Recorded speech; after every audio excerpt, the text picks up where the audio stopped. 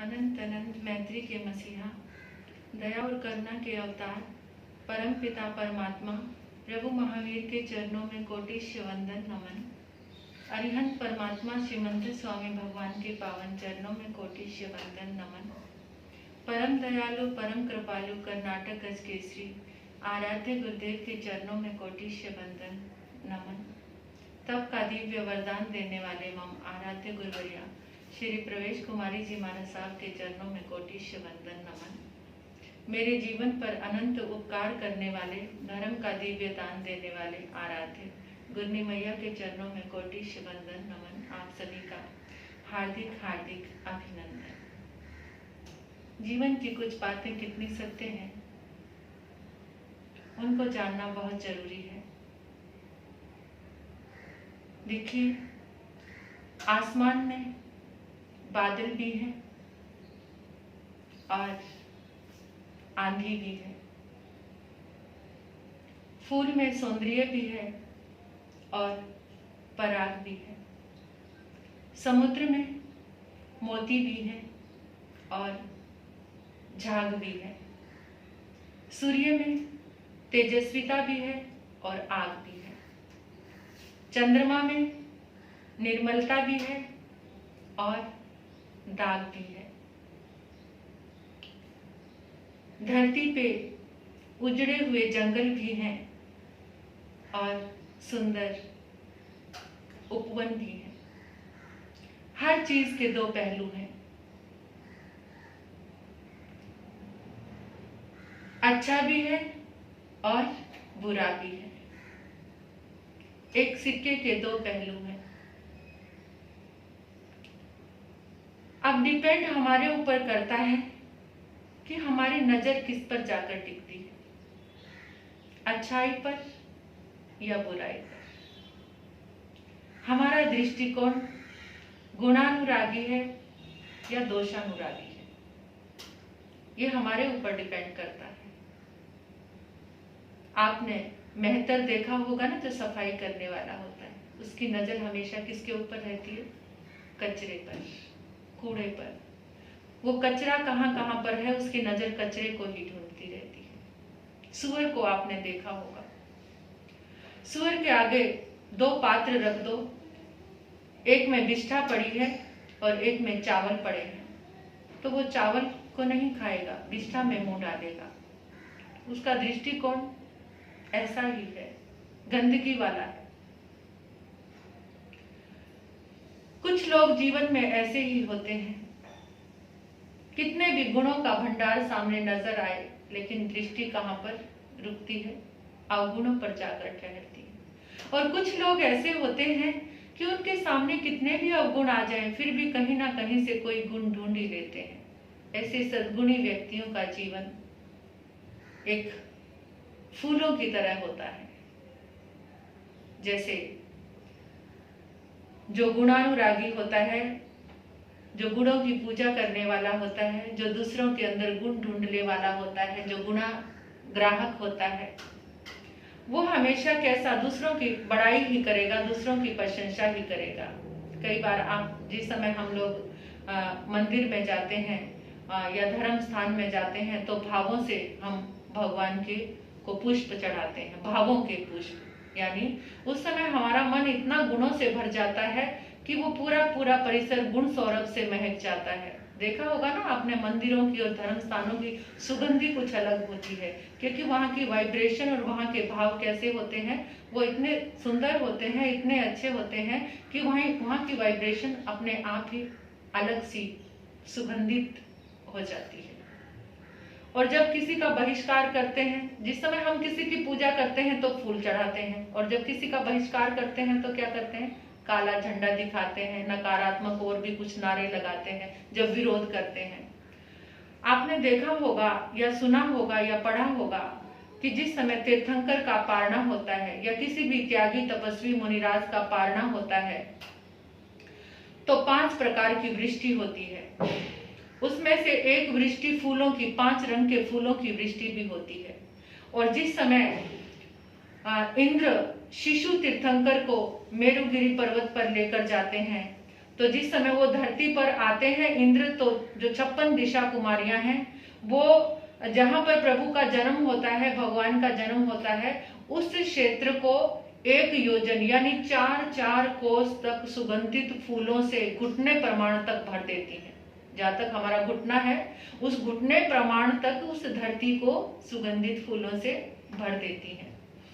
तो ऐसा लगता है कि इतनी बड़ी सुगंधी की एक मंडी सी बन गई, फूलों की मंडी। इतनी बड़ी मंडी तो आपने भी कभी नहीं देखी होगी, इतने चौड़े परिसर में इतने 4 कोस तक आसपास फूल ही फूल, फूल ही फूल, फूलों की सुगंधी, इस तरह से सुगंधित पुष्प वो बरसाती है।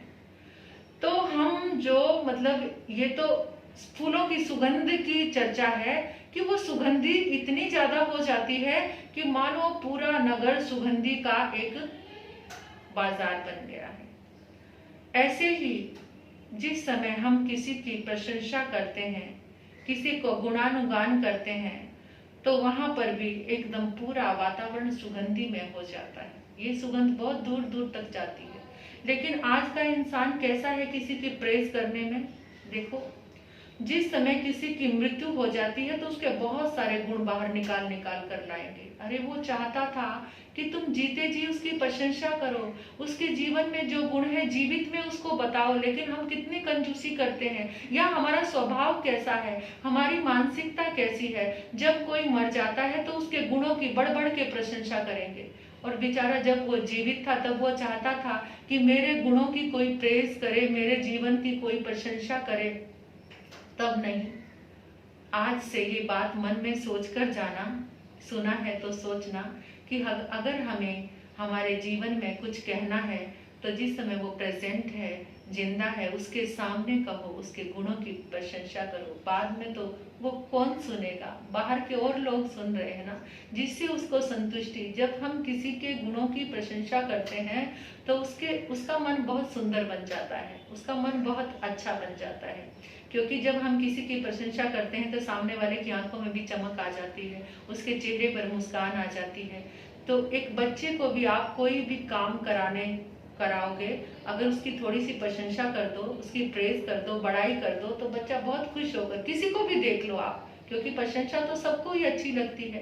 जब हमारे पास ये हुनर है कि हम किसी की प्रशंसा करके उसके जीवन को आगे बढ़ा सकते हैं, एक जीवन में अच्छा तालमेल कर सकते हैं, पिता पुत्र की प्रशंसा करे, पति पत्नी की, माँ बेटे, भाई बहन, जितने भी रिश्ते नाते हैं, अड़ोसी पड़ोसी, मिलने जुलने वाले, मालिक अपने सेवक की, सेवक अपने मालिक की, एक दूसरे की जब हम बड़ाई करना शुरू कर देते हैं तो जीने में बड़ा मजा आता है, जीने में बड़ा आनंद आता है, बड़ा सुखद लगता है वातावरण, सब कुछ, जहाँ कोई तनाव नहीं, मुस्कान ही मुस्कान होती है।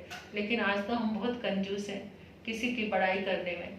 सामने सामने गुण नजर आ रहे हैं, बल्कि दूसरा भी करेगा तो मुंह लटका लेंगे, उसमें भी सम्मिलित नहीं होते कि उसमें भी शामिल हो जाए। दूसरा कोई प्रशंसा कर रहा है, उसमें भी चेहरा लटका लेंगे, अरे क्या जा रहा है। अगर किसी के पास वास्तविक गुण है तो उस गुणों की प्रेज करने में क्या जाता है, करना चाहिए ना, करना चाहिए किसी के गुणों।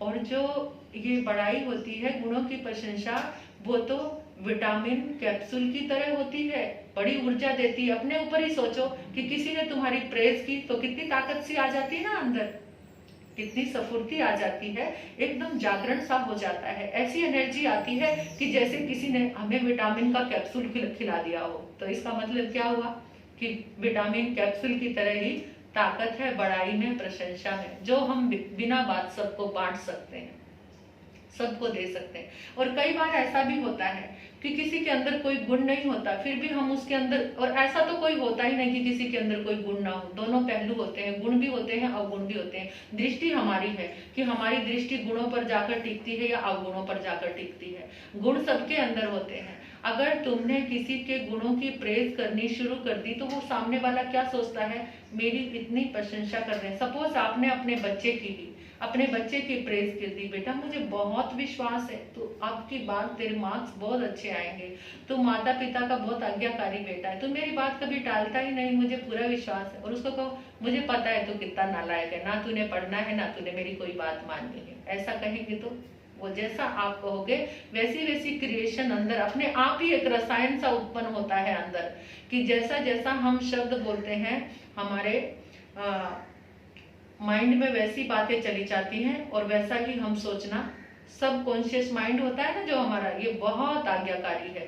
इसको जो तुम कहोगे वही फॉलो करता है, सबकॉन्शियस माइंड। और सबकॉन्शियस माइंड में जो भी बात जाती है उस समय जैसे आपने कहना शुरू कर दिया, खुद के लिए भी कह सकते हो मैं स्वस्थ हूँ, तो सबकॉन्शियस माइंड में ये जाएगा। तुम्हारा माइंड वहां पर उसी स्राव को, उसी रसायन को पैदा करेगा, यानी वही सब कुछ तुम्हारा चिंतन भीतर में ऐसी ही क्रिएशन प्रारंभ हो जाएगी।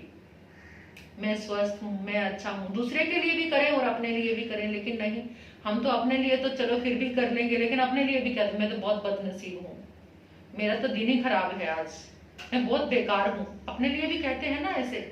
ऐसा नहीं कहना, ऐसे शब्द नहीं बोलने। ये सब तुम्हारे सबकॉन्शियस माइंड में जाकर वैसा ही एकदम रसायन उत्पन्न करते हैं। तो जैसे हम किसी को अपने शब्दों से, बड़ाई से, प्रशंसा से संवार सकते हैं, और जो ये प्रशंसा होती है, बड़ाई होती है, मुखवास की तरह होती है। आपने कैसा भी भोजन का स्वाद कैसा भी आया हो, अगर लास्ट में आपको कोई अच्छा सा मुखवास करा दे तो कैसे आनंद आ जाएगा, मजा आ जाएगा, है ना। तो ये जो बड़ाई है, प्रशंसा है, ये मुखवास की तरह है। जो हमने कैसा भी भोजन किया है, मुखवास में कहते हैं ना, सौंफ, इलायची और कोई पान वगैरह भी खिलाते हैं जिससे मुख अच्छा हो जाए, मुखवास। तो ये बड़ाई भी ऐसी है। जीवन में कैसा भी उसका मूड रहा हो, कैसा, अगर तुमने कैसा भी कार्य किया, अगर तुमने प्रेज कर दी, दूसरों की बड़ाई कर दी, प्रशंसा कर दी, तो ऐसा लगा कि मानो तुमने उसको अच्छा सा मुखवास दे दिया जिससे उसे आनंद आ गया। तो ऐसा करने में क्या जाता है, लेकिन क्या करें, नहीं दे पाते हैं। किसी को मुखवास वैसे बाहर से आएगा, ये बाहर के मुखवास तो बतेरे अच्छे दे दोगे अपने घर की, मतलब उसके लिए, अरे क्या उनके घर में भोजन तो जो बना, मुखवास और भी कमाल के थे, इतनी वैरायटी थी, इतनी सारी चीजें थी। ऐसा करते हैं ना हम। क्या करें, बाहर अच्छा बनने के लिए सब कुछ कर सकते हैं, अपने भीतर को भी अच्छा बनाना है। और हम बुराई करने में क्या करते हैं, निंदा करने में। निंदा करने में तो बहुत जल्दी किसी की निंदा करते हैं। पता है पहले वो निंदा कहाँ थी, कहाँ थी वो निंदा, आपके भीतर थी। आपका मन क्या है फिर, गंदी चीजें। निंदा को आप क्या मानते हो, फूल मानते हो या कचरा मानते हो, बोलो। जो हम किसी की निंदा करते हैं वो फूल है या कचरा है, कचरा है, कचरा है ना।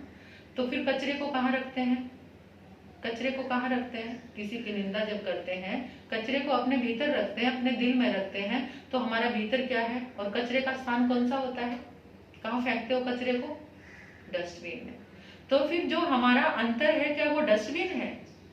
हमने अपने दिल को, अपने भीतर को, अपने अंतर को डस्टबिन बना लिया क्या, बोलो। और किसी साफ सुथरी जगह पर कचरा फैला दो तो। हमारा अंतर मन साफ सुथरा है, अपने भीतर को अच्छा बनाओ, ये अच्छी चीज है, अच्छी जगह है। अगर यहाँ पर आपने कचरा फैला दिया, क्योंकि हम किसी की निंदा तभी करते हैं जब वो पहले हमारे भीतर होती है। अगर वो हमारे भीतर है तभी हम निंदा कर रहे हैं, तो हम कचरा पहले अपने अंदर रखा, फिर बाहर फैला दिया कचरा, तो क्या हो गया। हम कचरा फैलाने इस दुनिया में नहीं आए हैं, बल्कि फूलों का व्यापार करो। फूलों का अगर करना है तो ये फूलों का व्यापार करना है, हमें सुगंधी का व्यापार करना है। जितना हो सके हमें सुगंध बांटनी है। दो पहलू हर समय तुम्हारी जिंदगी में सामने नजर आएंगे, लेकिन उन दोनों पहलुओं को नापो, तोलो, देखो, जांचो। लेकिन हो सके तो बड़ाई करो, किसी की प्रशंसा करो, कुछ भी नहीं घटता है, कुछ भी नहीं लगता है। और वो प्रशंसा क्या होगी, फिर लौट कर हमारे पास ही आएगी। लेकिन क्या करें, हम नहीं कर पाते हैं। पता नहीं इतनी कंजूसी कहाँ से आ गई है, पता नहीं इतना छोटा दिल कैसे हो गया है। वास्तविक रूप में अपने गुणों को बढ़ाना है तो दूसरों के गुणों की प्रशंसा करनी शुरू कर दो। तुम्हारे भीतर अपने आप ही गुण बढ़ते चले जाएंगे। जो जिस चीज को तुम बढ़ाना चाहते हो उसको बांटना शुरू कर दो। जब तुम बांटना शुरू कर दोगे तो वो चीज तुम्हारे पास बढ़ती चली जाएगी। छोटा सा सिद्धांत है महावीर का, तो कि जो जिस चीज की कमी तुम्हारे जीवन में है उसको देना शुरू कर दो, बांटना शुरू कर दो, वो तो तुम्हारे पास चलती चली आएगी, बेतहाशा रूप में बढ़ती चली जाएगी। तो बढ़ाओ, अपने आप में बढ़ाओ अपनी चीजों को। तो कभी भी कंजूसी मत करो। जो दूसरों के गुण हैं, अपने आप को, अपने अंतर हृदय को डस्टबिन बनाने से बचो। इसको डस्टबिन नहीं बनाना, इसको गंदगी से नहीं भरना है, इसको फूलों से भरना है। ये फूलों की जगह है। दिल क्या है? फूल की तरह खिला होना चाहिए, फूल की तरह सुगंध होनी चाहिए इसमें, ताकि और वो सुगंध कैसे होगी? जब हम अपने भीतर में दूसरों की बड़ाई, दूसरों के गुण रखेंगे, दूसरों को गुण देखने की दृष्टि रखेंगे, तो हमारे भीतर में ये गुण बढ़ते चले जाएंगे। छोटी सी ही बात है, बहुत बड़ी। दूसरों के गुणों की प्रशंसा करो, उसके सामने करो, उसके जीते जी करो, बाद में नहीं, उसके सामने। जब उसको प्रसन्न करो, खुश करो, क्योंकि तुम सही मायनों में अगर किसी को खुशी देते हो तो वो खुशी लौटकर तुम्हारे पास ही आती है। इसी के साथ ओम शांति।